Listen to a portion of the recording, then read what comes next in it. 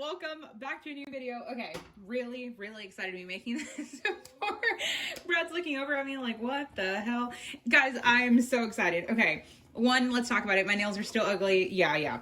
Okay, this is my new pot. Are you guys ready for this? Guys, we did it. Okay, Brad was incredible, and we went out and got one of these for, I know it's already January, but we got one of these as my Christmas gift, and I could not be like more excited. You know, if you guys have been following me for a while, or I guess subscribed for a while, then you guys know, I'm just gonna add a little bit of oil to this pan, or to the pot. You guys know that my other Dutch oven definitely needed some help, but I've had it for like 7 years, but it has been incredible, and I still have it, and I'm still going to use it because this is like a hard plasticky kind of lid, so it can't go in the oven to make like my Dutch oven bread, and I do have a video on that for you guys. But we're going to make a Copycat chicken gnocchi soup.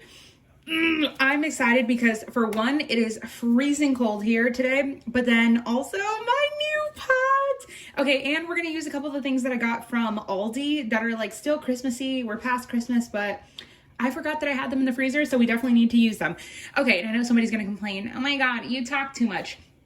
I literally just got that comment a couple days ago, but it is deleted, so it's okay. All right, anyway, I have a little bit of oil in the pot here. Then we're gonna add our veg. I have one stalk of celery, and then we're also gonna add we're gonna add half of an onion that I just diced up. Then just like in all my videos, we just want to develop a little bit of color and flavor in here.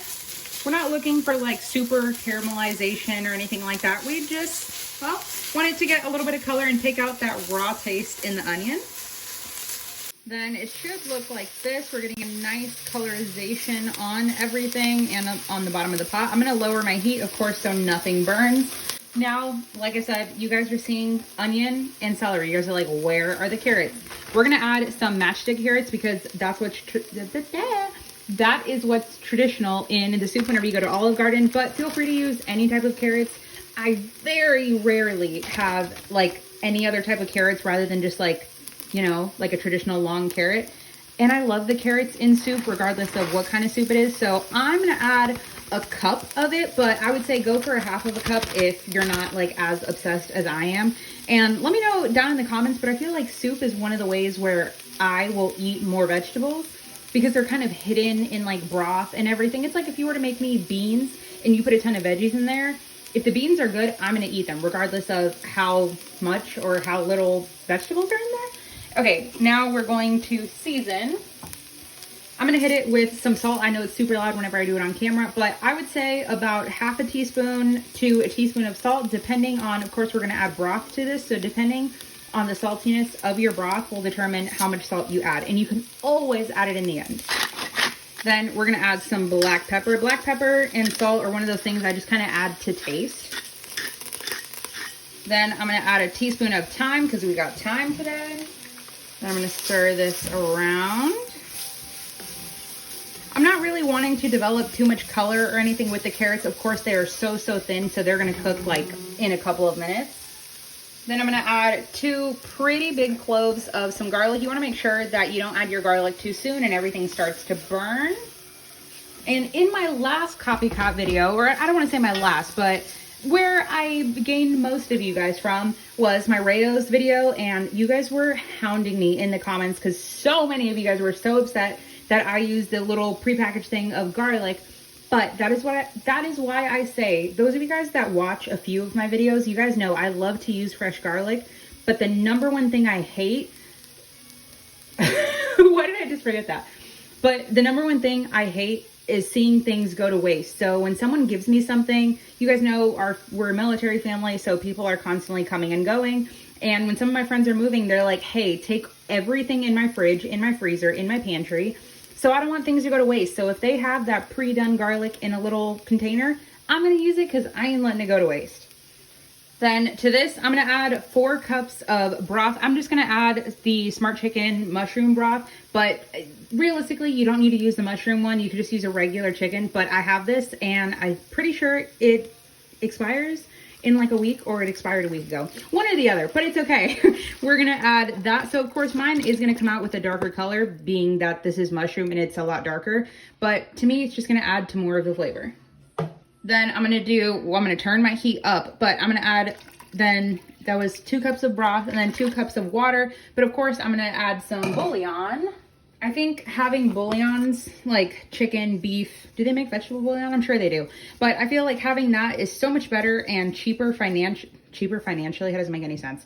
Cheaper financially. I feel like I have to say them together. Anyway, it's a lot more cost effective to buy like a thing of bouillon. It doesn't come in this. This is like my own little container here, but it's a lot cheaper to have a container like this than it is to continuously keep buying either cans or just like carton containers of chicken broth.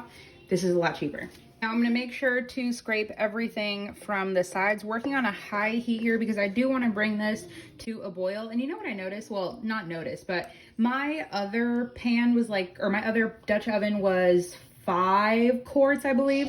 This is 6.5, so it is a lot bigger. So it's funny because you look at how big the pot is compared to what I'm making. This looks like there is hardly anything in there, but yeah, this is gonna be a lot of soup. Okay, so now we're gonna talk about our gnocchi. These are the Aldi gnocchi. These are Christmas gnocchi, so of course I'm pretty sure you're not gonna find these, but they sell gnocchi in the freezer section. I'm telling you, yes, you can make them yourself. I have been wanting to film a video. Portia, if you are watching this, I know you want me to make gnocchi from scratch, and it's definitely not hard to do, but I would be lying to you if I said, oh yeah, I make that all the time. Absolutely not. But you can do these so many different ways. As you can see, you can serve like a gorgonzola. Ugh, that's disgusting. But you can also do parm. But anyway, we're gonna add this into our soup. But the reason I'm using this one, if you guys watch my grocery haul, then you guys will have seen I got this one and a red one. This one has spinach in it. That's what gives it like the green trees, as Roman's telling you guys. But I just realized I don't have spinach, I have kale. So instead of adding kale in this, and some of you guys ripping me a new one in the comment section, I'm just gonna add this because it has spinach in there, so don't come for me. And if you do, your comment will be deleted. But once this comes up to a boil, then I'm gonna add it in there, and you wanna cook it to package directions. So mine says to cook for 7 to 8 minutes, but I'm just gonna play it by eye and we'll see what happens when we go to cook it. So our soup is almost coming to a boil. How could I forget the chicken portion of this? So to the side, we just have about 2.5 cups of some chicken that we smoked. So I just pulled it. It's a mixture of white and dark meat. And of course it is the pink color because it was smoked. But let me just tell you, I would not recommend just cooking. Like, I would not recommend, in my opinion, cooking chicken breasts inside of this to your broth separately that you're gonna add in. Then I would, but you're just gonna overcook it if it all cooks together. And let me just tell you, can you put this in the crock pot? Absolutely. The time, I'm gonna assume 6 hours when you add everything in there, but I don't want your gnocchi to get mushy. So maybe you'll have to do some research on that. But add your chicken when it's cooked. This is the perfect meal if you have a leftover rotisserie chicken, or if you're just picking up a rotisserie chicken and you're like, I don't just want the chicken by itself for dinner, I want to change it into something else. This is the way to go. And it's so crazy that I'm looking at it like how little food it looks like I have in this pot, but I'm telling you, this is going to be leftovers for quite some time. Okay, now that we are at a boil, I'm gonna add, this whole bag is 16 ounces, but let me tell you, I do not think I need all of that. So we're gonna add about half of a bag. Maybe I do need it. I don't know. Okay, we're gonna add about 3/4 of a bag. Then I'm just gonna bury these in there. Maybe I do need more. Do I? You know what? Yeah, because now that I think of it, I mean, it is a gnocchi. You know what? A whole bag it is. Okay, then we're gonna mixy. Then I'm gonna add the lid, set a timer. Ah, look at this, guys. Okay, then we're gonna set a timer. Oh wait, it's dirty. She's beautiful.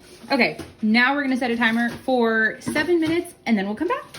7 minutes later. Okay, this is not hot. We're gonna lift this up. Be careful, there's going to be steam that comes off, so you do not want to give yourself a steam burn.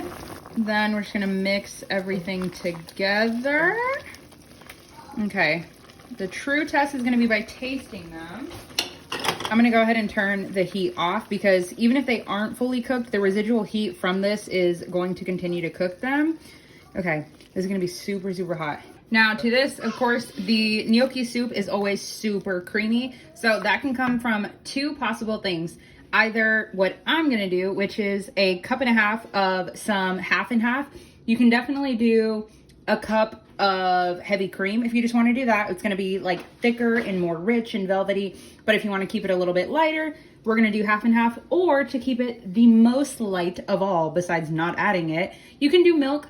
But milk is just kind of going to make it more watery, to be honest. It's just going to change the color, not so much the texture. But typically I temper it. Ain't nobody got time for that. And remember, it would be a lot whiter if my other broth that I used was not the mushroom one. But this is good. Okay, now all we have to do is serve. Let's look at this. I love the color from this. I'm kind of glad I didn't add the spinach just because it would have been a bit much. But just look at this. We're gonna go a bit more broth. Oh my gosh, this looks so perfect. It is so incredibly hot. But look,